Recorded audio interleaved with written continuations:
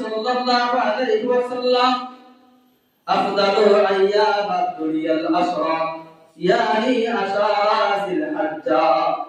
আল্লাহ রাসূল বলেন, দুনিয়ার ভিতরে যতগুলো দিন আছে সমস্ত দিনের ভিতরে সর্বোত্তম দিন হলো জিলহজের এই প্রথম 10 রাত্রি। যতগুলো দিন আছে এই প্রথম 10 রাত্রি হলো আল্লাহ তাআলার কাছে অনেক গুরুত্ব, অনেক ফজিলতপূর্ণ। এটা ফজিলত আল্লাহ তাআলার কাছে এই 10 দিনের মূল্য অন্যান্য দিনের তুলনায় অনেক বেশি। এজন্য সাহাবা কেরামরা আল্লাহ রাসূল সাল্লাল্লাহু আলাইহি ওয়াসাল্লামকে জিজ্ঞাসা করলেন, ও আল্লাহর রাসূল, কিলা ওয়ালা ইসলামুন ফি সাবিলিল্লাহ। সাহাবা কেরামরা জিজ্ঞাসা করলেন, আল্লাহর নবী, তাহলে কি জিহাদের ময়দানে যারা জিহাদ করতে গিয়েছেন, জিহাদের ময়দানে যারা কাফের মুশরিক বেঈমানদের সাথে লড়াই করতে গিয়েছে, তাদের বললেন চাইতো কি এই জিলহজের প্রথম 10 রাতের ফজিলত কি আল্লাহ তাআলার কাছে অনেক বেশি। আল্লাহ রাসূল জবাব দিলেন, কালা ওয়ালা ইসলাহুন্না ফি সাবিলিল্লাহ। আল্লাহ রাসূল জবাব দিলেন, ওয়া মা সাহাবা کرامরা তোমরা শুনে রাখো, আল্লাহ তাআলার রাস্তায় যারা জিহাদ করতে গিয়েছে ওই সমস্ত ব্যক্তিদের চাইতেও আল্লাহ তাআলার কাছে জিলহজের প্রথম 10 রাতের ফজিলত অনেক বেশি। এই 10 দিনের ফজিলত, 10 রাতের ফজিলত আল্লাহ তাআলার কাছে অনেক বেশি। আল্লাহ রাসূল জবাব দিয়ে যায়, ইল্লা রাজুলুন ওয়া আমার সাহাবা کرامরা তোমরা ভালো করে শুনে রাখো, তবে তো ওই ব্যক্তি শুধু ব্যতীত যেই ব্যক্তি নিজের জান এবং মাল নিয়ে আল্লাহর রাস্তায় বের হয়েছিল, আল্লাহর রাস্তায় জিহাদ করতে করতে আল্লাহর রাস্তায় সে শাহাদাত বরণ করেছে, তার বাড়িতে আর ফিরে আসার সুযোগ হয় নাই, এই ব্যক্তির ফজিলতের কথা ভিন্ন। তবে রাসূল বলেন, যারা আল্লাহ তাআলার রাস্তায় জান এবং মাল নিয়ে জিহাদ করতে গিয়েছেন, গাজী হয়ে ফিরে আসেন, তাদের ফজিলতের চাইতে এই 10 দিনের ফজিলত আল্লাহ তাআলার কাছে কি অনেক বেশি। তবে যেই ব্যক্তি জিহাদ করতে গিয়েছে, শাহাদাত বরণ করে ফেলেছে, রাসূল বলেন তার ফজিলতটা ভিন্ন। وقال رسول الله صلى الله عليه وسلم صيام كل يوم منها بصيام। আল্লাহ রাসূল বলেন, যে সমস্ত ব্যক্তিরা এই 10 দিন জিলহজের প্রথম 10 দিন যারা রোজা রাখবে, এক একটা রোজা রাখবে, এক একটা রোজা রাখার পরিমাণে সওয়াব আল্লাহ তাআলা বিসিয়ামি সালাতিন, এক বছর নফল রোজা রাখার সওয়াব দান করবে। একটা করে রোজা রাখবো আমরা, আল্লাহ তাআলা আমাদেরকে এক একটা বছর নফল রোজা রাখার সওয়াব দান করবে। এখন আমরা একটু চিন্তা করে দেখি, আমার আপনার পক্ষে কি সম্ভব দিনের পর দিন, সপ্তাহের পর সপ্তাহ, মাসের পর মাস 12টা মাস কি লাগাতার আমার আপনার পক্ষে কি নফল রোজা রাখা সম্ভব? আমরা তো জয়ী, আমরা তো দুর্বল, আমাদের পক্ষে কি না সম্ভব নয়। এই জন্য অল্প কিছুদিন যদি আমরা আমাদের দিনকে যদি আমরা গুরুত্ব দেই, তাহলে আমাদের এক এক দিনের রোজা রাখার পরিবর্তে আল্লাহ তাআলা এক এক বছর নফল ইবাদত করার সওয়াব দান করবেন। শুধু তাই নয়, ওয়া কিয়ামু কুল্লি ইয়াউমিন বিকিয়ামিল লাইলাতিল কদরি। আল্লাহ রাসূল বলেন, শুধু তাই নয়, তোমরা এক একটা রাত্র আল্লাহ তাআলার সামনে দণ্ডায়মান হয়ে ইবাদত করবা, আল্লাহ তাআলার কুদরতে পায়ে তোমরা সিজদা দিবা। তোমরা যে লাইলাতুল কদরকে তালাশ করার জন্য পুরা রমজান মাসে তোমরা এটাকে তালাশ করতে থাকো, রমজানের লাস্টের 10 দিন তোমরা মসজিদে বসে ইতিকাফের নিয়তে ওই লাইলাতুল কদরকে তালাশ করো। আল্লাহ রাসূল বলেন, এখানে কোনো তালাশ করতে হবে না। আল্লাহ রাসূল বলেন, এক একটা রাতে তোমরা ইবাদত করবা, আল্লাহ তাআলা তোমাদের লাইলাতুল কদর রাত্রিতে সারা রাত জাগরণ করার সওয়াব দান করবে। এক একটা রাত্র আমরা জাগরণ করব, এক একটা রাত্র ইবাদত করব। আল্লাহ রাসূল বলেন যে তোমাদেরকে আল্লাহ তাআলা এক একটা বছর, তোমাদেরকে এক একটা বছরের ভিতরে যে লাইলাতুল কদরের কথা আছে, ওই লাইলাতুল কদরের সমপরিমাণ তোমাদের কি দান করবেন? সওয়াব দান করবেন। আরো অনেক ফজিলত আছে। এখন আমরা এই জিলহজের প্রথম 10 দিনের ভিতরে আমরা বিশেষ করে 4টা কাজ করব, 4টি আমল করব, 4টি কাজ আমাদের জন্য করে নেব। এক নম্বর, এই 10 দিনে আমরা রাত্রিতে বেশি বেশি করে ইবাদত করব। এই 10 দিনে আমরা বেশি বেশি করে ইবাদতের মধ্যে কাটিয়ে দিব, নফল ইবাদতে আমরা এই 10 দিন কাটিয়ে দিব। তবে সাবধান, এই 10 দিন আমরা ইবাদত করতে যাব, নফল করে ইবাদত আমরা কায়েম করব না। যার যতটুকু শর্ত আছে নফল ইবাদত করতে থাকবো, যতটুকু যেভাবে পারি। কোন নির্দিষ্ট কোন যে নফল ইবাদত নাই। কিন্তু আমাদের ওই কথাটা ভালো করে স্মরণ রাখতে হবে, এই 10 রাত্রি ইবাদত করতে গিয়ে যেন আমার আপনার জন্য ইশা এবং ফজরের নামাজ যেন ছুটে না যায়। 10 দিন আমি সারা রাত ইবাদত করলাম, ইশা নামাজের খবর নাই, ফজর নামাজের খবর নাই, এমন যেন না। কেন? এই 10 দিন ইবাদত করা তো মুস্তাহাব নফল ছিল। মুস্তাহাব নফল কাজ আদায় করতে গিয়ে যদি আমার কাছ থেকে আমার জিম্মা থেকে যদি ফজর ফরজ ছুটে যায়, তাহলে তো আমি আপনি গুনাহগার হব। যেই গুনাহ যে নফল ইবাদত করতে গিয়ে গুনাহর অংশীদার হতে হয়, এমন নফল ইবাদতের কোনো ফায়দা নাই। যেই নফল ইবাদত করতে গিয়া আমি গুনাহর অংশীদার হব, এমন নফল ইবাদত কি নাই, কোনো দাম আল্লাহ তাআলার কাছে নাই। দ্বিতীয় নম্বর, আমল করব আমরা কুরবানি করার আগ মুহূর্ত পর্যন্ত হাতের নখ ইত্যাদি গুলো কাটা যাবে না। ভালো করে বুঝবেন, এখানে 2 ধরনের হাদিস আসছে, একটু খেয়াল করে শুনবেন। আনু সালামা রাদিয়াল্লাহু তাআলা আনহা আন্না নবী সাল্লাল্লাহু আলাইহি ওয়াসাল্লাম ক্বালা ইযা রাআইতুম হিলালা বিল হিজ্জা, আল্লাহ রাসূল বলেন, যখন তোমরা জিলহজ মাসের চাঁদ যখন তোমরা দেখবা, ওয়া আরাদা আহাদুকুম আইয়ুদাহিয়া, এবং তোমাদের ভিতর থেকে যারা কুরবানি করার জন্য সবকিছু প্রস্তুত করেছে, ওই সমস্ত ব্যক্তিরা যেন ফাল ইমসিক আন শারিহি ওয়া আযফারিহি, আল্লাহ রাসূল বলেন, তারা যেন তাদের হাত নখ ইত্যাদি গুলো যেগুলো তারা কাটে যেগুলো কর্তন করে, এগুলো যেন তারা কর্তন না করে। এই হাদিসের পরিপূর্ণ বিস্তার, এই হাদিসের পরিপূর্ণ ইশারা হলো ওই সমস্ত ব্যক্তিরা যারা কুরবানি করে। একটু খেয়াল করে শুনেন, রাসূল বলেন যারা কুরবানি করবে, যারা কুরবানি দিবে, তারা যেন হাতের নখ ইত্যাদি যেন কি না করে, কর্তন না করে। এই হাদিসের উপরে ভিত্তি করে ফকিহগণ তারা বলেন এই 10 দিনের হাতের নখ ইত্যাদি কর্তন না করা মুস্তাহাব। এজন্য যারা কুরবানি যারা দিবে, তারা যদি এই মুস্তাহাব কাজকে আমলের ভিতরে আনার পরে যদি তারা করতে পারে, তাহলে তাদের কুরবানিটা হবে আরো উত্তম। আর যদি কেউ যদি করতে না পারে, আমি হাতের নখ ইত্যাদি কেটে ফেলছি বা তারা সম্ভব নয়, এর দ্বারা তার কুরবানির ভিতরে কি হবে, কোনো ক্ষতি হবে না।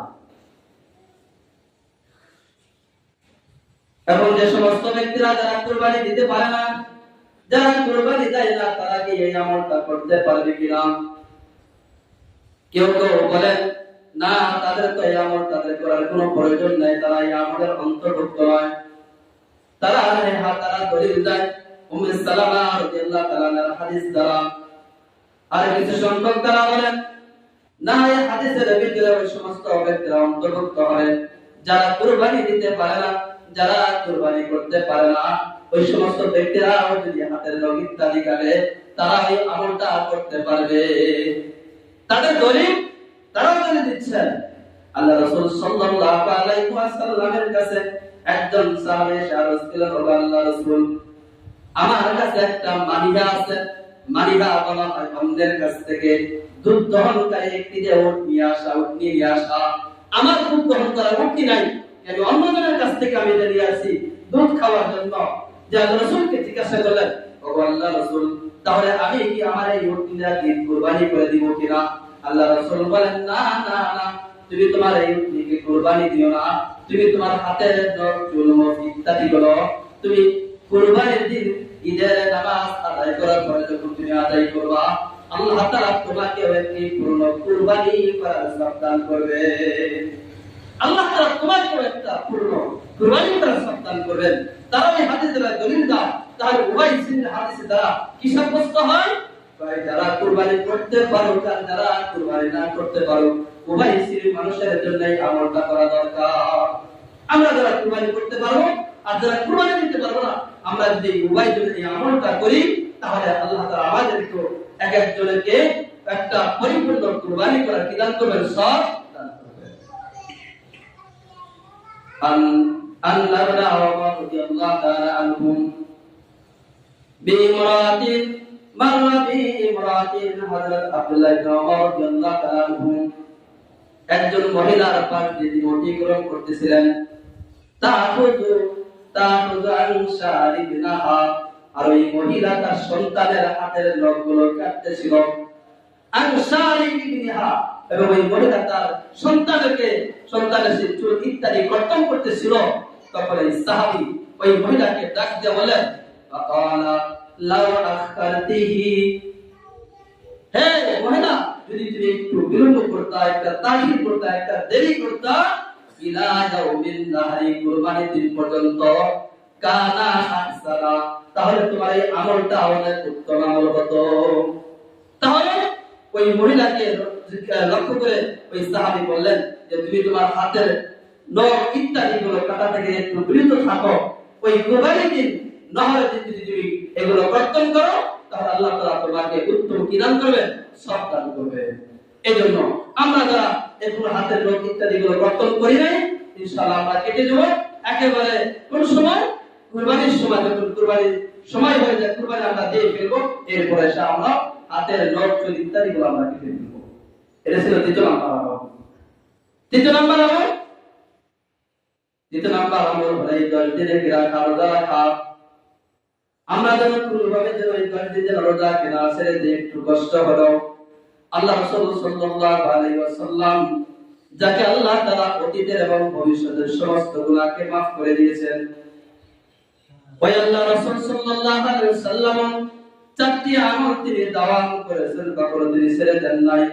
আকালা রাসূলুল্লাহ সাল্লাল্লাহু আলাইহি ওয়াসাল্লাম আরবাউন লাম ইয়াকুন ইয়াদউহুন্না নবী সাল্লাল্লাহু আলাইহি ওয়াসাল্লাম, আল্লাহ রাসূল সাল্লাল্লাহু আলাইহি ওয়াসাল্লাম 4টি আমলকে তিনি সর্বদাই করতেন, কখনোই 4টি আমলকে তিনি ছেড়ে দেন নাই। এক নাম্বার সিয়ামু আশুরা। এক নাম্বার হলো সেই ইয়াউম আশুরার সেই রোজা করুন। আশুরা রোজা করে আল্লাহ রাসূল সাল্লাল্লাহু আলাইহি ওয়াসাল্লাম প্রতি বছর তিনি রাখতেন। দুই নাম্বার ওয়াল আসরা, জিলহজের প্রথম 9 দিনের রোজা আল্লাহ রাসূল সাল্লাল্লাহু আলাইহি ওয়াসাল্লাম রেখেছেন। তিন নাম্বার ওয়াসালাসাতা মিন কুল্লি ইয়াউমিন শাহরি, প্রত্যেক মাসে 3 দিন রাসূলুল্লাহ সাল্লাল্লাহু আলাইহি ওয়াসাল্লাম রোজা রাখতেন। তিন নাম্বার প্রত্যেক মাসে তিনি কি করতেন? 3 দিন করে রোজা রাখতেন। ওয়া রাকাতাইনি ক্বাবলাল ওয়াকাতি, এবং ফজরের আগে প্রথম 2 রাকাত সুন্নাত নামাজ আল্লাহ রাসূল সাল্লাল্লাহু আলাইহি ওয়াসাল্লাম কখনো ছেড়ে দেন নাই। 4টি আমল রাসূল সর্বদাই করেছেন। একটা হলো আশুরা রোজা, 2 নম্বর হলো এই 10 দিনের জিলহজের 10 দিনের প্রথম 9 দিনের রোজা, 3 নম্বর হলো আপনার প্রত্যেক মাসের 3 দিন রোজা, 4 নম্বর আপনার ফজরের আগে আমরা যে 2 রাকাত সুন্নাত পড়ি, এটা রাসূল কখনো কি দেয় নাই? ছেড়ে দেয় নাই। এই 4টি আমল রাসূল সর্বদাই করেছেন। এই আল্লাহ তাআলা যেন আমাদেরকে যে জিলহজ মাসে আসার জন্য সুযোগ দান করেছেন, আমরা এই 10 দিনে কি রাখবো? ভাই, রোজা রাখবো। আর যাদের পক্ষে সম্ভব আমরা এই 4টি আমলকে আমরা ধরে রাখবো। হ্যাঁ, আশুরা রোজা, প্রত্যেক মাসে 3 দিন রোজা, এবং এই 10 দিনের রোজা, এবং ফজরের আগে 2 রাকাত সুন্নাত। চতুর্থ নাম্বার, আমরা যে আমলটা করব, বিশেষ করে আরাফার দিনের আমলটা, 9 তারিখে রোজাটা আল্লাহ রাসূল সাল্লাল্লাহু আলাইহি ওয়াসাল্লাম বলেন, হে আমার উম্মতরা, তোমরা ভালো করে শুনে রাখো, কোন ব্যক্তি যদি সক্ষম না হয় 1, 2, 5 9 তারিখ রাত পর্যন্ত কোন রোজা সে রাখতে পারে নাই, অন্তত পক্ষে যেন সে 9 তারিখে আরাফা দিনের রোজা রাখে। কমসে যেন সে এই দিনে রোজা রাখে। قال رسول الله صلى الله عليه وسلم صيام يوم عرفة احتسب على الله, আল্লাহ রাসূল বলেন, আমি আল্লাহ তাআলার কাছে আশাবাদী, যারা ইয়াউমে আরাফার দিনে রোজা রাখবে, আরাফার দিনে যারা রোজা রাখবে, আমি আল্লাহ তাআলার কাছে আশা করি আইয়ু কাফিরা সানাতাল্লাতী ক্বাবলাহু ওয়াস সানাতাল্লাতী বাদাহু, রাসূল বলেন ওই ব্যক্তি যদি আরাফার দিনে রোজা রাখে 1 বছর আগে এবং 1 বছরের পরের গুনাহ আল্লাহ তাআলা মাফ করে দেন। 1 বছর আগে 1 বছর পরে গুনাহ আল্লাহ তাআলা কি করে দেন? মাফ করে দেন।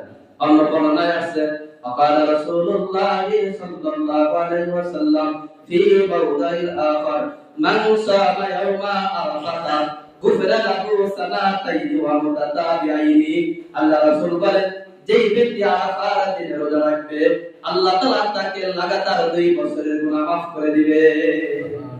2 বছর লাগাতার গুনাহকে আল্লাহ তাআলা মাফ করে দিবে। একটু সামান্য সময় আমাদের একটু কষ্ট করতে হবে, আমাদের আমলের পাল্লা কি করতে হবে? ভারী করতে হবে। এরপরে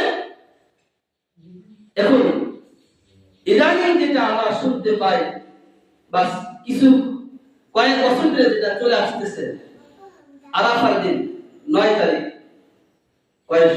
পুরা বিশ্বের মুসলমানেরা এই আরাফার দিন সেই হাজী সাহেবরা যারা হজ করতে গেছেন তাদের সাথে মিল রেখে একই দিনে কি রাখবে? তারা রোজা রাখবে। সম্ভব? এটা কি ঠিক? শরীয়তের ভাষা হলো এটা একটা ভ্রান্ত ধারণা, ভ্রান্ত মতবাদ। তারা গোমরাহি পথভ্রষ্ট। কেন? তাদের এই আমল সহি নাই। 1 নম্বর দলিল শোনেন, আমাদের বাংলাদেশে দিন আগে, সৌদি আরবের আগে দিন আসে না, রাত আগে আসে। আমাদের বাংলাদেশে আগে কি আসে? সৌদি আরবের তুলনায় আমাদের বাংলাদেশে আগে রাত হয়, পরে হয় আগে। আর সৌদি আরবে কি হয়? পরে। এখন যদি 9 তারিখে আরাফার ময়দানে হাজী সাহেবরা যখন আপনারা কি করবেন? নহর করবেন। আপনার দুম্বাকে তারা কি করবেন? নহর করবেন, জবাই করবেন। তখন ওই দেশের কোন 10 তারিখ, আমাদের বাংলাদেশে কয় তারিখ? 9 তারিখ। আর যদি তাদের সাথে মিলাইয়া রাখেন যে তারা যেই দিনে রোজা রাখছে আরাফার দিন, আমরা একই দিনে রাখবো, তাহলে তাদের 9 তারিখ আর আমাদের কয় তারিখ? 8 তারিখ। তাহলে তো আমাদের এখানে একটা খেয়াল করতে হবে যে আমলের কথা বলা হয়েছে ওই ইয়াউমে আরাফা, উকুবে আরাফার উপর কোনো আমল নয়। আমল তো হলো আমাদের আপনার 9 তারিখের উপরে আমল। 9 তারিখের উপরে কি আমল? ওই উকুবে আরাফা ইয়াউমে আরাফার কোনো আমল নাই, আমল হলো তারিখ। তাহলে আমরা আমলটা কিভাবে করব? প্রত্যেকটা দেশের সেই তাদের তারিখ অনুযায়ী তারা কি রাখবে? ইয়াউমে আরাফার কি রাখবে? রোজা রাখবে। কিন্তু এই হাদিস শব্দের সাথে একত্র মিলে করাটা কোনোভাবে কি না সম্ভব নয়। দ্বিতীয় নাম্বার, আমরা যদি হাদিস শব্দের সাথে একই অবস্থায় যদি আমরা রোজা রাখি, তাহলে আমেরিকাতে যখন রাত তখন সৌদিতে হলো কি দিন। তাহলে তাদেরও কি করতে হবে? রাত্রিবেলা কি রাখতে হবে? রোজা রাখতে হবে। তাদের সাথে মিলা রাখতে চায় কয়টা কোনোভাবে কি না সম্ভব নয়। আর অনেক দেশ আছে, আপনার যে সমস্ত দেশগুলো সৌদি আরবের আগে রাত হয়, বলেন তো একটা দেশের নাম? যেমন জাপান। জাপান থেকে সৌদি আরবের আগে কি হয়? রাত হয়। অর্থাৎ সেই জায়গাটা আগে দেখা যায়। এখন যদি ওই জাপান এবং অন্যান্য যে দেশগুলো আছে আপনার 4 আগে দেখা যায়, রাত্র আগে আসে, তাহলে এই সমস্ত দেশে তো ওই হাদিস